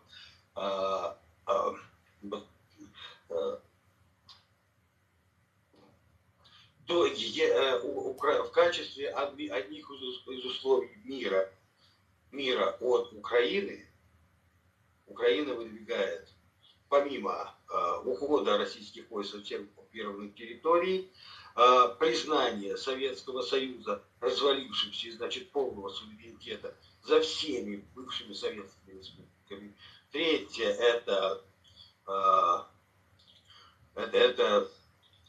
выплата репараций Российской Федерации и создание буферной зоны безопасности. Это я перечисляю по Подоляку, то, что он сказал недавно. Какие положения мирного плана в Украине. И четвертое, это международная конференция для того, чтобы взять под международный контроль ядерный арсенал Российской Федерации. Потому что что произошло? Российская Федерация в лице ее нынешнего режима, она очень безответственно подходит к управлению своим ядерным арсеналом. Такого вот, даже ни Сталин, ни Хрущев, ни кремлевские старцы после них, они никогда не подходили с такой безответственностью, чтобы просто вот взять и начинать типа вот по-пацански, по-дворовому угрожать. А вы не сделаете это, а мы ведь можем применить. Вот я не помню, чтобы такое было во времена Советского Союза. То есть Советский Союз, будучи тоталитарной, позорной диктатурой, но он хотя бы ответственно относился к этому вопросу, к тому, что может быть уничтожена или очень отравлена огромная часть человечества, что может быть уничтожена цивилизация. Нельзя так, как делают сейчас российское руководство, относиться к проблемам ядерного оружия. Они и не только проблемы ядерного оружия, но и к проблеме так называемого мирного атома. Они же пошли, они удерживают Запорожскую атомную электростанцию, они ее захватили, они ее постоянно обстреливают, они издеваются над персоналом Запорожской атомной электростанции, убивают там людей, мучают, заставляют их работать, на себя принимать российское гражданство. Они вошли, и в прошлом году российские войска входили в зону отчуждения Чернобыльской АЭС, и они сами там, они что-то там нарыли каких-то окопов, они сами там эту радиацию, которая была спрятана с 1986 года, они сами ее подняли, они сами заразились, ушли назад в Россию. Так вот, поскольку Российская Федерация доказала свою полную безответственность в отношении к ядерному оружию, ядерная Российская Федерация должна быть лишена права владеть ядерным оружием. Украина хочет взять его просто под контроль, под международный контроль. Я считаю, что целью международного контроля должно быть уничтожение этого ядерного арсенала, ядерного оружия. А, как говорится, на Китай уже управу, если он там покусится или что-то, можно будет найти при помощи других средств. В конце концов, есть и другие ядерные державы, и другие средства. И в любом случае Китай не настолько безответственно подходит вообще к своему поведению на международной арене, скажем так. Ну вот это моя точка. Спасибо, Влад, очень исчерпывающе, и полностью очередной раз разделяю вот твою позицию по этому поводу. Вопросы появляются, друзья, вы извините, если у вас нет времени, вы можете уйти, но если есть возможность, немножко задержитесь, потому что очень интересно слушать вас, абсолютно обе позиции ясны и интересны, хоть и не согласен с одной из них. Хочу спросить его, где находится Русская вековая республика, где находится колыбель русской нации и этноса русского, где находится русский герб? Нохчи задает вопрос. Можете ответить, Владимир? Ну, границы пока что не существует никакой русской республики, все это контрольно только Российская Федерация. Будущие границы русского национального государства должны быть на территориях Российской Федерации нынешней, где находятся русские гены, школы происхождения русской нации, как раз находятся там, где сейчас находится Украина, там, где находится Новгород, оттуда пошел русский народ вообще, как это, и в дальнейшем уже переселился на другие земли. Ясно. Значит, вы признаете Украину частью русской земли, правильно? Прошло уже 1000 лет с тех пор, как русские оттуда ушли. Сейчас в Украине создана своя политическая нация. Но я не отрицаю, что на основе русской этнической нации там была украинская политическая нация. Ясно. Ну ладно. Так. Давайте я еще тут вопросы читаю. Мне отвечать? Да, конечно, ладно, пожалуйста, ответь, пожалуйста. Я считаю, что смотрите, русская, вот та самая политическая нация, которая сейчас уже которая не существует, но потому что ее там растворил совок и так далее. Но вот то, что возникло, это все-таки более русская нация, это более молодая нация, чем украинская нация. Ее можно характеризовать как она сложилась позже украинской нации. русский язык, он произошел не наоборот, как говорят, украинский от русского. Нет, это русский произошел от протоукраинского. У украинского языка гораздо больше сходства с древнеславянским языком, чем у русского. Русский язык возник позже, и русская нация возникла позже. И если говорить о русской нации, о московской нации, вот московская нация, скажем так, возникла на основе, украинцы переселились. Киевская Русь. Киевская Русь это и есть Украина. Русь Украина. Значит, переселились вот все те земли, и, значит, путем ассимиляции финских народов, чего-то там еще, Мурома, там что-то еще, каких-то народов, возникла вот та московская нация. И плюс покоренная московской нацией новгородская нация, которая из города Старая Ладога, и псковская нация, вот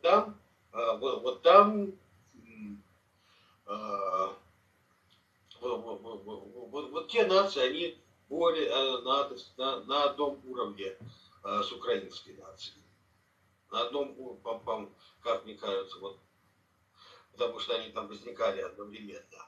Но вот эти вот нации Новгорода и Пскова, они были покорены Иваном III, потом окончательно Иваном Грозным, их существование закончилось, поэтому сейчас мы можем, как нация закончилась, когда были во имя, как там стоит памятник, для объединения наций произошла битва.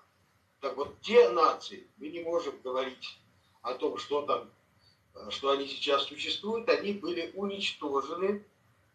Московская нация совершила геноцид вот тех самых древних славянских наций, новгородской, псковской и все. А сама московская нация, она намного моложе украинской нации, Киевской Руси.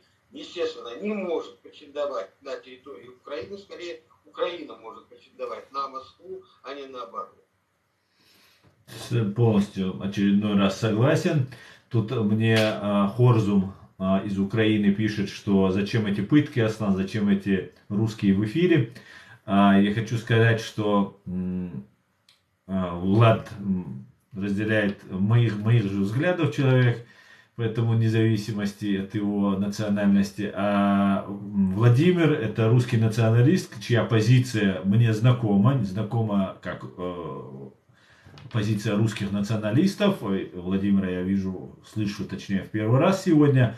Но я думаю, нам нужно попробовать разобраться вот в этой ситуации и что думают эти люди. И для меня это не новость, конечно же, но некоторые вещи Владимира будут новые или интересны для истории, для нас всех, кто будет потом смотреть и анализировать вот эти события.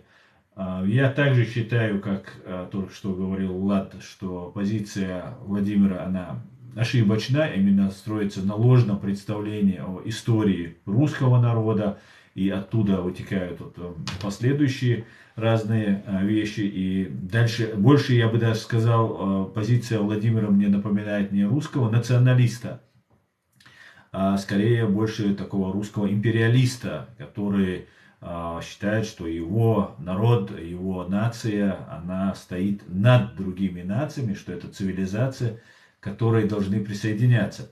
И, Владимир, вы сказали во время разговора, что каждый народ, если пожелает выйти из состава новой Российской Республики, если это будет возможно, в чем я сомневаюсь, конечно, в новой Конституции, из состава Российской Республики. И во время разговора вы сказали, что выход Чеченской Республики из состава СССР, с которым не смогла смириться так называемая Российская Федерация, служила экзистенциональной угрозой для существования всей России. Вот выход маленькой Чечни был. Как вы представляете, Владимир, что если маленькая Чечня выходит из состава, вся Россия рушится, если это существованию угроза была для России, то как вы собираетесь давать людям право выбирать, выйти татарам, якутам, бурятам, выйти из вашей страны? Если это угроза существования, вы готовы утопить в крови и русских, которые живут в этой стране, как мы видим в Украине, как мы видели в Чеченской республике Ичкерия, так и те люди, которые абсолютно с вами разные. И якуты разные, и чеченцы были разные, и по религии, и всему остальному, и по этносу, и по всему остальному, и по культуре, и по традициям, и так далее. Как вы видите, Владимир, как вы собираетесь дать людям свободу, не давая им этой свободы? Ну, во-первых, у меня неправильно услышали, я говорил, что потенциальная угроза была для именно чеченского государства, а не для России, поэтому чеченцы так сражались, Все, тогда понятно. Я говорил именно про чеченцев, я подтверждаю. Ага, все, понял. Хорошо, снимается вопрос. Да, продолжайте, Владимир. Да, как я уже ответил, все зависит от того, какая будет конституция будущей России, если будет рассмотрено право сессии, если будет проведен референдум о выходе государств, о выходе республик из состава Российской Федерации, они отделятся, то тут уже никто ничего не сможет сделать. Закон суров, но это закон. Но я лично буду выступать против этого, против вообще включения права сессии, буду там выходить на митинги, собирать подписи, выступать, дай бог, в парламенте и так далее. Если же права сессии не будет, то выход республик состава России будет незаконный, и точно так же, как, например, Украина имеет полное право бороться за свою территориальную целостность и сепаратизм, всеми методами также будет иметь право Россия, также имеет право любое государство бороться за свою территориальную целостность. Да, но отличается вот этот сепаратизм, тоже очень за уши притянутая формулировка. Ведь как такового в Украине сепаратизма не было. Был он в таком классическом понимании, можно протянуть за уши, что это был сепаратизм, но это же было коллаборационизм иностранным государством, да, русских, да, русскоговорящих, но это были граждане другой страны, и не было никакого желания ДНР, Крыма или ЛНР объединиться в какой-то, отделиться от единого украинского государства, создать свое государство. Была попытка присоединения или добровольная, обманом, пропагандой вот этой части Украины к России. Вот в чем вся загвоздка, весь вот этот фокус. Причем вот этот так называемый сепаратизм, он раскручивался именно вот этим соседним государством. Даже не от ДНР, ЛНР исходила эта идея, а вот от России все это исходило. ДНР, ЛНР, Крым очень себя хорошо чувствовали. Они хотели, конечно, зарплаты и пенсии, как в России, которые были чуть получше тогда, чем в Украине. И как бы казалось, что Путин там сильный, и армия там, пропаганда, ложь и все такое. Но это все вообще абсолютно разные вещи. Все это искусственно было сделано. Ну да ладно, давайте, друзья, я буду заканчивать, потому что слишком уже много мы в эфире, и чтобы людям было не так скучно, и чтобы в следующий раз им захотелось нас еще раз услышать, я бы хотел задать вам два вопроса. Владимир, сперва тебе, и Влад, последний вопрос тебе. Каким ты видишь, каким вы видите будущее России? Какое она будет, на ваш взгляд? Это довольно обширный вопрос, чтобы на него коротко ответить. И сейчас я могу ответить только довольно абстрактными, хорошими словами. Это правовое государство, народное государство, развитое, которое находится в мире с другими странами, которое не нападает на соседей, где соблюдаются права и свободы человека, где мирно существуют многие народы России, где эти народы имеют право на свою национальную, широчайшую национально-культурную автономию, где соблюдаются права как русского народа, так и других народов России. Так я вижу Россию в будущем, прекрасную Россию в будущем. И раз говорите про прекрасную Россию будущее, значит, вы разделяете эти взгляды с Навальным, я так полагаю. Ну, Влад, да. Влад, тебе слово. Каким ты видишь Россию, будущее России? Я вижу будущее России таким, ну как, мало ли что я вижу, другое дело то, что Вот то, что будет, мне интересно. то, что будет, вот смотрите, то, что я вижу, скорее всего, в ближайшее время не будет, но к этому придет, скажем так. А придет оно к тому, что имперская Россия развалится. Значит, как я уже говорил раньше в своих передачах, или даже не в своих, сейчас в мире осталось две империи. Это Российская империя и Китайская империя. Китайская империя, она немножко другая, она не такая, скажем так, лоскутная, как Российская империя, поэтому она развалится позже, возможно, не при нашей жизни, но она тоже развалится. Российская империя будет разваливаться прямо сейчас, в этом столетии.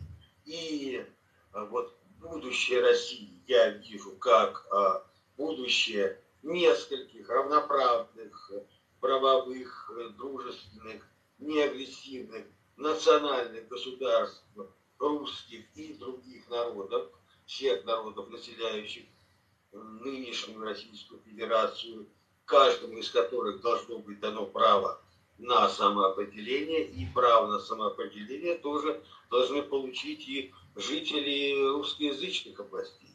Как я не у тебя в передаче, где-то в другом месте я говорил, что в отсутствие развитой системы горизонтальных связей между регионами, когда все замыкается на Москву, у жителя Владивостока не так уж много и общего с жителем Санкт-Петербурга. Поэтому, да, я вижу так же, как вот имперская нация, она должна разделиться, и на ее месте должны возникнуть британцам, должны возникнуть несколько нормальных, реальных наций, со своим национализмом, конечно, в том числе, но как одно из течений, и с демократическим устройством.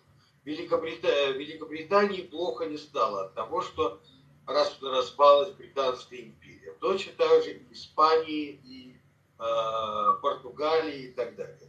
Кстати, Португалия после революции 1974 года, первое, что случилось в Португалии, это развалилась Португальская империя. Получили независимость Ангола, Мозамбик, Гвинея-Бисау, острова Зеленого мыса и так далее. Вот первое, что произошло, потому что одной из причин, по которой пал режим вот этого самого Каэтанию, Салазара. Салазара Каэтанию, это было то, что они погрязли в этих колониальных войнах. Поэтому вот так я вижу, и я думаю, это будет, но не в ближайшее время. В ближайшее время я вижу как период такой, в основном междуусобной политической борьбы. Я думаю, что скорее всего после Путина придут к власти его сторонники, они будут слабее, чем сам Путин, и в конце концов это все, ну если, конечно, не будет чуда, и мы не увидим украинские танки на улицах Москвы раньше, но я думаю, что все-таки этого не произойдет, ну и затем долгий период какого-то междоусобицы и так далее, который приведет к тому, что я вижу. Ну вот, к сожалению, через это нужно будет пройти, потому что тот шанс, который Россия, на мой взгляд, он был единственным шансом, потому что создать правовое демократическое государство в тех самых границах, нынешней Российской Федерации, за исключением Чеченской Республики, Ичкерии, Татарстана, этот шанс свой Россия, извините, профукала. Второго шанса не будет и давать его не нужно, искусственно давать. Не будет давать, никто не даст. Нет, один раз и хватит. Да. Сколько можно. Потому что иначе хорошо, иначе вот эти навальнисты, как они говорят, победим коррупцию и что? А потом снова захотим на Украину напасть? Или на кого-нибудь послабже? Если Украина, ну, поскольку Украина слабже. Да, на Украину сейчас будет сложновато нападать. Поэтому очень сложно восстановить сейчас доверие. Ведь смотри, тогда, на рубеже 80-х, 90-х годов, вот русского, советского человека, куда ни приедешь, да, все принимали с такой радостью, вы свергли этот коммунизм, там все такое. То, что сейчас вот на этом, и этот кредит доверия, его просто пропутали, его просто превратили в дерьмо сами эти люди, в том числе и мое поколение. А уж старше, младше, без разницы.